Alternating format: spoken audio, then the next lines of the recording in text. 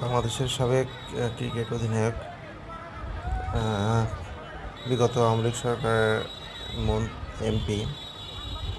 এটা হচ্ছে নড়াইলের মাশরাফি বিন মুর্তজার বাড়ি। কি বীভৎসভাবে আগুনে পোড়ানো হচ্ছে, এটা দেখে আসলে মানুষের মনে কষ্ট লাগতে পারে। কিন্তু আমার দৃষ্টিকোণ থেকে যেটা মনে হচ্ছে, এটা সাধারণ ছাত্র জনতা আসলে এটা মাশরাফির বাড়ি মনে করে আগুন দিয়নি, আগুন দিয়েছে শেখ হাসিনার বাড়ি মনে করে। কারণ সবার ক্রোধটা আসলে শেখ হাসিনার উপর।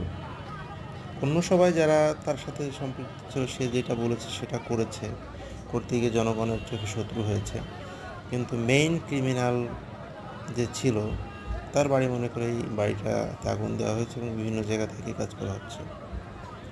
তো আসলে উচিত সহিংসতা পরিহার করা, ধৈর্য ধরুন, সামনে ভালো দিন আসবে ইনশাল্লাহ।